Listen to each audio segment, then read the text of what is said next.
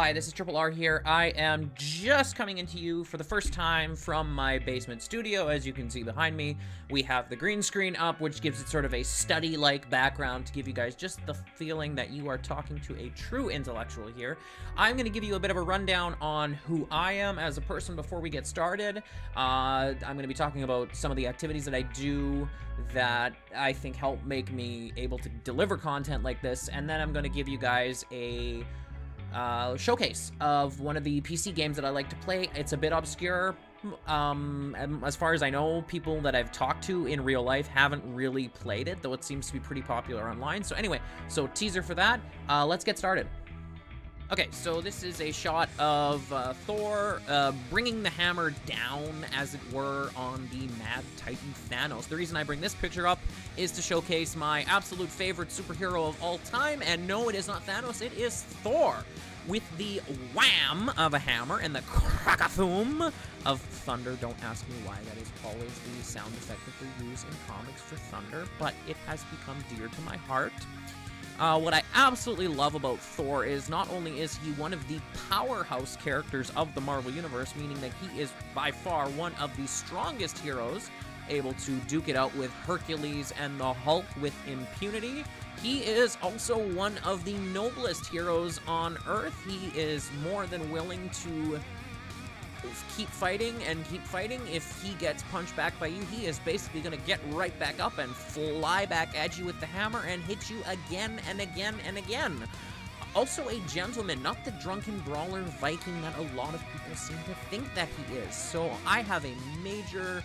I'm totally a Thor fanboy. I am probably going to do some Versus videos at some time, but this is just to showcase my absolute love of comic books. Thor is really what got me hooked into comic books. The movie Thor that I watched was really what kind of drew me into the larger Marvel universe and reading those comics, so I have to give credit where credit is due. So here is credit to Thor whacking the toughest supervillain in the Marvel universe over the face. Gum, and it's a pretty standard costume. You got that wonderful, Warriors band and the bracers and the vest, and I wore really, really bright red pants that day. Some of the pictures are quite hilarious. But anyway, this is an air elf magician who has been hanging around for quite some time. He is still alive, which is quite amazing that any character I play doesn't usually survive that long. But yeah. Here, I'm definitely going to turn the volume down so that you can actually hear me. So this is Mountain Blade Warband. This is actually one of the few... I find very few people actually know what game this is when I ask them about it, but tons of online forums, tons of mods that actually go on with this one. This is one of my favorite games of all time. I think I picked it up about, 5 years ago. When it was just called Mount and Blade. Now it's Warband, which is a different version, so I don't have any loaded games, so I'm just going to start a new game.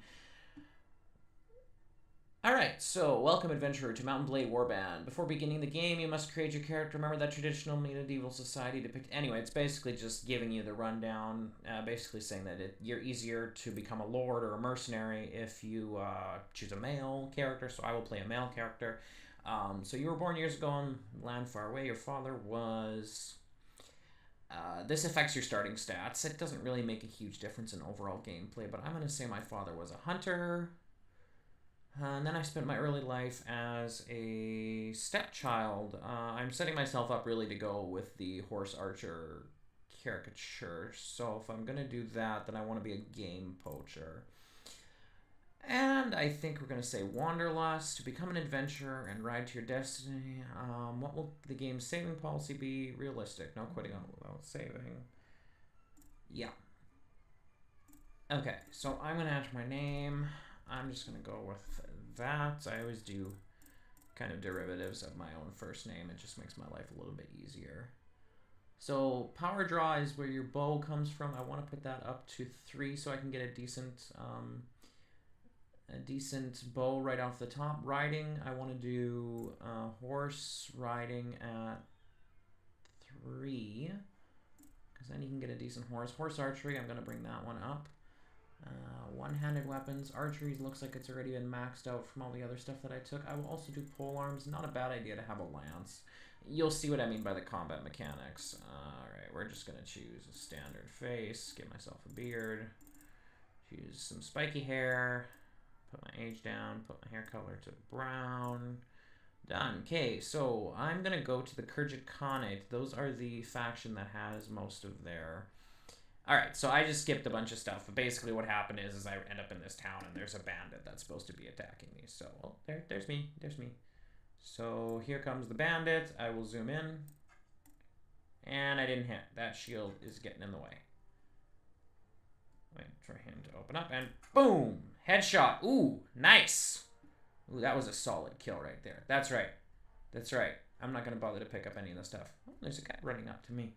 What's his name? Oh, the merchant. Oh, are you right? Yes, I'm quite fine. Blah, blah, blah.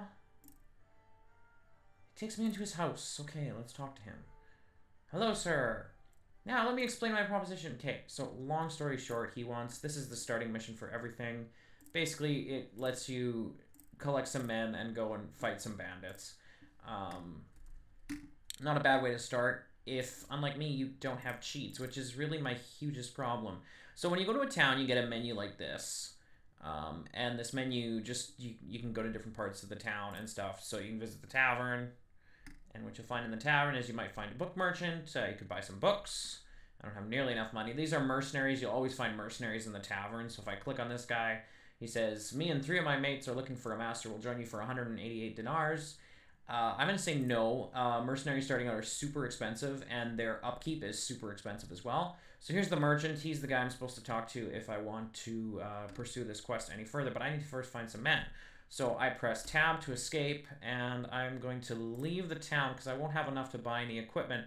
So I've got the map here. All of these villages around here, you can recruit people. So if you ride out there, you can recruit them. So you see a party of looters. There's 15 of them. I could probably take them out, but I don't feel like doing that right now.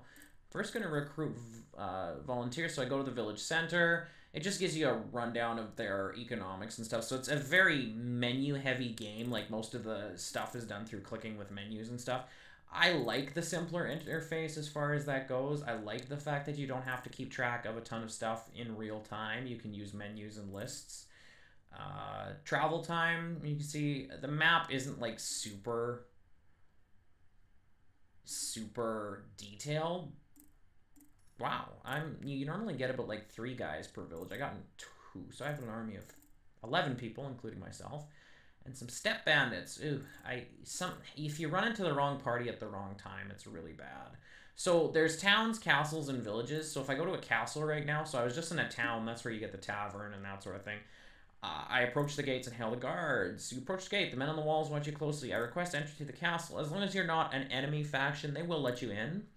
If you're not at war with that faction, you can't besiege the castle. You can pay to stay here for the night. So if you're really worried about a couple of roving bands of, step bandits, they won't attack a castle. So you can go to the Lord's Hall. This is where you go. It's pretty nice. Every couple of castles have different layouts. They'll have some guards at the front, and so I can go talk to a lord. So, Urumuda Noyan. The title for the Kurjits actually is the Noyan part at the end there, but so we're going to talk to Urumuda. Do I know you? No, my name is Raylan, at your service, sir. I am Urumuda Noyan, a vassal of the Kurjik Khanate and lord of Distar Castle. Well, you look like a good enough sort.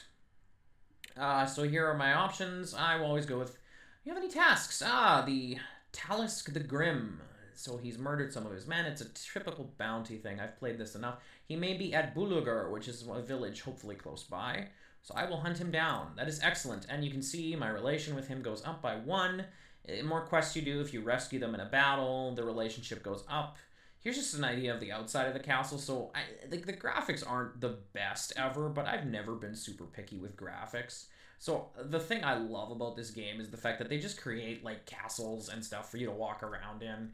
And, you can just pull out your bow, and, hey, I'm on the walls of a castle, and I'm shooting arrows. Woo! Woo! Robin Hood! Okay, not really with the fur. But, yeah, so castles actually get besieged. That's one of the parts of the game that's a little bit broken. I wish they would fix that, is in the sieges. If I can, I'll pull up a video one time, and I'll maybe do a gameplay video to show you a little bit more stuff. Some of the other features of this game are, if I leave, I am going to try to show you guys some combat, actually. So let's try to find a band of merry bandits or looters or something. Maybe we can find them. Oh, looters, right here. Okay, so I'll show you a little bit about what the combat's like. So this will be quite easy. I outnumber them a lot, and they're a lot slower than me. I'm going to wait till daytime. I hate fighting in the dark. It's super annoying. So we'll just follow them. They're still running from me, but I'll easily catch them. So, you know, we're just herding them along. After the fight, I'll show you guys the inventory and stuff. So this game you can easily get on Steam. Easily downloaded. I'll try to provide the link in the comment section below. I am gonna have to cut some of this video stuff because I suck at talking on my first video ever. All right, so what do you want? Surrender or die, of course. 11 troops fit for battle against their 4. Now the quality of the troops can make a difference, but this early in the game it won't really. Okay, so this is my horse. I'm literally just using the arrow keys to ride here, and I use my mouse to aim, just like you would in any, say, like, first-person shooter game. I have to find them. I can hold down Shift to zoom in a little bit. Do I see them? Ah, there they are. Can you see them? Yeah, there they are. So I can actually shoot from horseback here. So you can see that, you know, the faster you're riding, the more difficult it is to aim. So... Oh, nice. So you really have to time it properly. And my troops, my guys, only carrying clubs right now because they're basic recruits. But I picked a small group. These guys just throw rocks. They're not... These are the weakest enemies you can face in a game. So we win. Everybody cheers. See, these are my loyal followers. I can capture them if I have prisoner management. So this is the party management page. It almost always looks like this. This is the side where you can, you know, give garrison troops to a castle, or if they're rescued prisoners or captured enemies, you can grab them there. This is where you would update your troopers. I have one class of troopers, the Khergit tribesmen right now. They're set as infantry. The next upgrade will make them skirmishers. The nice thing about the Khergits is all of their things are cavalry units. They're really based off the Mongols. So you can actually can change that. Could change them all to cavalry if I really wanted to, but I'll keep them as infantry. All right, so here's the inventory page. So you can see here I have some dried meat, I have some furs. I have no idea why they give me furs. I think it's just to give you some starting cash to start out. This is what I'm wearing. I'm wearing a rawhide coat, nothing fancy. You just start off with some basics. So based off the choices that I made, I got a bow and some arrows because of my, you know, at the beginning of the game. I have a really pathetic horse right now. You can get war horses and chargers, which is really nice. They're way faster, way cooler looking. Stones. No, I don't want stones, but some of these I can sell for a little bit of money. I mean, it's not worth much. In fact, I think that nomad armor might actually be better. So here's an example of a party that you might find riding around. So you will either find nobles and castles or patrolling and hunting down bandits and stuff if they're not at war with another faction. I am Raylan. I am Tanju Noyan. Do you have any tasks for me? Well, there's a group of steppe bandits. Ah, yes, okay. So you really have to spend your time kind of just doing these little quests here and there. I'm not going to provide any cheat codes for you guys because that would be wasting time. You can do what I did and go online and find them just as easily. All right, so I'm going to zoom out here for just a second. I'm going to pause the map. Okay, so I started off in the Khergit Khanate, which you can see is this kind of purple mass of cities and villages over here. What's really tough about being the Khergits is they are kind of caught in the middle. But the nice thing about the Khergits is that because their infantry or their units are all cavalry, it's really tough to take them out in an open field fight. These are the Kingdom of Vagirs. I don't know how to pronounce that. Basically, they're the archer heavy faction with lots of axemen. They kind of are based off, I guess, the Russians from the Middle Ages. Over here you have the light blue. Those are the Nords, which are based off the Norsemen. They have no cavalry whatsoever. They've got really good heavy infantry, though. Though if you like lead a band of them out into the Khergit territory, you're basically going to get curb stomped. So you have to like form a shield wall. You have to be pretty tactical with these guys. Taking their castles is nearly impossible. This is kind of the typical medieval faction, you know, knights and crossbowmen and kind of just a mixed unit. These are the Swadians. They have by far the largest kingdom, but it's like squished between all these other kingdoms, so they can get pretty wrecked in the beginning of the game, just as there's like 3 or 4 kingdoms ganging up on them. And these are the Rhodoks. These are the mountain-dwelling spearmen is kind of their backstory. So they get a lot of like big, heavy shields and lots of crossbowmen. So basically these are the guys who hide behind a shield wall and pick you off one by one. Super, super tough. All of their units, infantry units, have higher health than the standard units. So even their heavier infantry are really difficult to kill. Then over here you have the Serenid Sultanate, which is kind of based off of a Bedouin / medieval Arabic or Islamic faction. They're really fun to play. Their Mamelukes, which are their heavy horsemen, are just awesome. They're like these steel horsemen who just will plow through anything. So I'm playing the Khergits right now, though, and so we'll see how that goes.